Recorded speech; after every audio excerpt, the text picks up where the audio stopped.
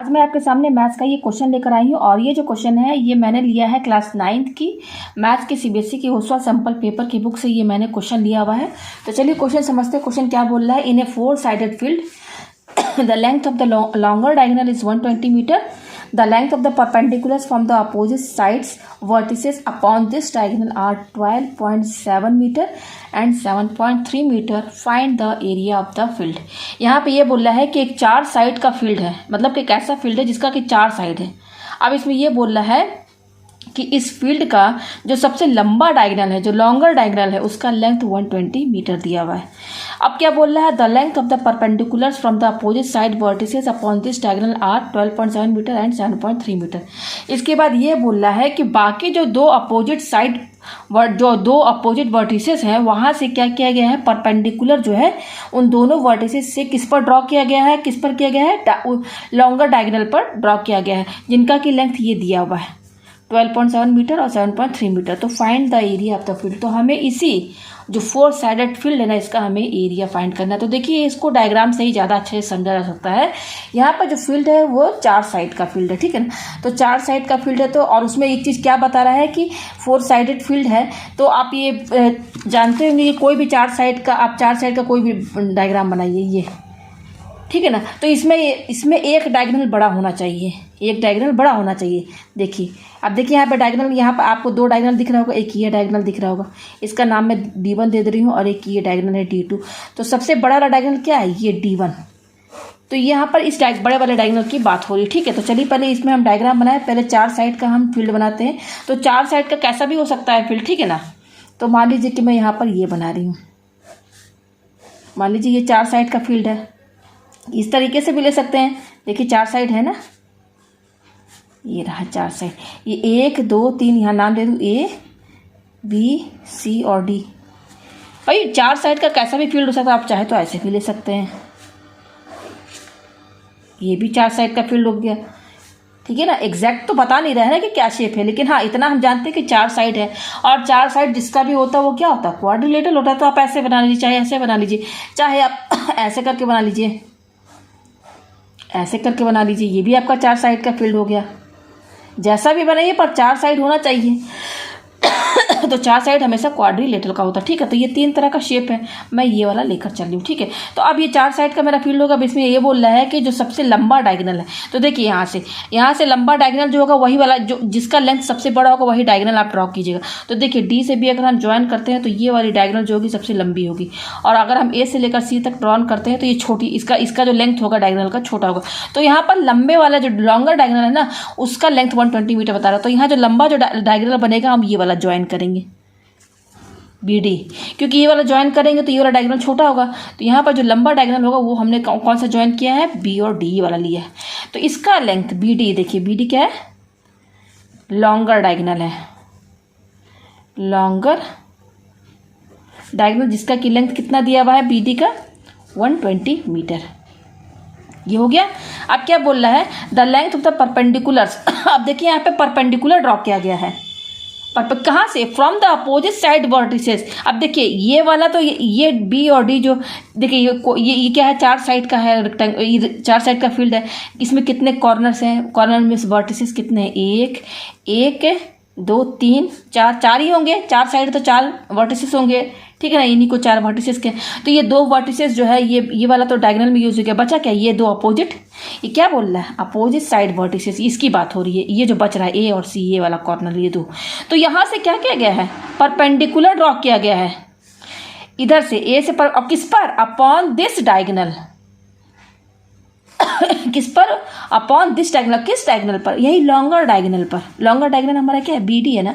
तो देखिए ये अपोजिट साइड वर्टिसेस है A और C। तो यहाँ से आप परपेंडिकुलर ड्रॉ कीजिए, परपेंडिकुलर ड्रॉ किस पर, इस BD पर आना चाहिए। तो देखिए इस यहाँ से हमने परपेंडिकुलर लाइन ड्रॉ किया है, तो ये आया।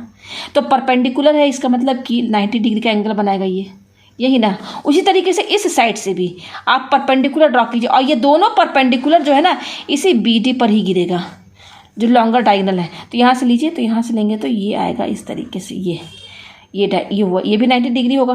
भाई परपेंडिकुलर मीन्स क्या, हाइट है ना, हुआ 90 डिग्री जो बनाता है उसी को तो कहते हैं परपेंडिकुलर।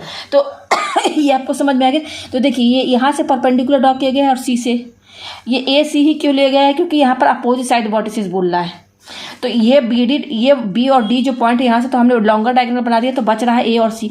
तो ए और सी से परपेंडिकुलर ड्रॉ किया गया है, किस पर, upon this diagonal. Upon this diagonal का मतलब क्या है, यही जो लॉन्गर डायगोनल है इसी की बात हो रही है। तो इस लॉन्गर डायगोनल पर ही परपेंडिकुलर जो है गिरेगा। ठीक है, ये आपको समझ में आएगा। तो इस पॉइंट का नाम दे दीजिए आप एक्स, और यहाँ पर इस पॉइंट का आप नाम दे दीजिए वाई। समझ में आ रहा है ना, ये इस पॉइंट का नाम मैंने एक्स दिया है, इस पॉइंट का नाम मैंने वाई दिया है। तो ये जो लेंथ बता रहा है ना 12.7 मीटर 7.3 मीटर, इसी परपेंडिकुलर का बता रहा है। तो यहाँ पर देखिए ये 12.7 मीटर है, 7.3 मीटर है। तो जो दो इसमें देखिए ये वाला लंबा है, 12 बड़ा है ये नंबर वैल्यू 12.7, और ये 7.3 छोटा है। तो इन दोनों में देखिए परपेंडिकुलर लाइन में कौन सा बड़ा दिख रहा है, सी वाई दिख रहा है ना। तो इसको आप मानिए 12.7 मीटर, यहाँ पे मैं लिख दे रही हूँ, इसकी लेंथ है 12.7 मीटर।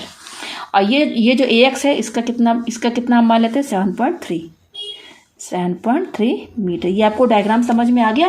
तो अब हमें इसी फील्ड का ये पूरा इसका एरिया बताना है। तो देखिए आपको ये क्या नज़र आ रहा है चार साइड का, ये तो क्वाड्रिलेटर है ना। और क्वाड्रिलेटर का एरिया कैसे निकालते हैं, आपने पढ़ा होगा, मैं यहाँ डायग्राम से बता दूँ। ये क्या है भाई, ये फील्ड हमारा क्या, इसका एरिया निकालना है ना। तो ये शेप क्या बनना है, क्वाड्रिलेटर बनना है ना।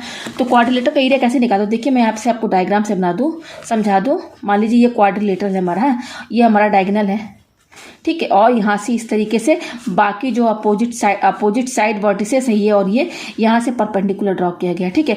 तो ये जो लॉन्गर वाला डायगोनल है, इस डायगोनल का नाम मैं डी दे रही हूँ। यहाँ पे मैं लिख दे रही हूँ ए है, मान लीजिए बी है, ये सी है और ये डी है।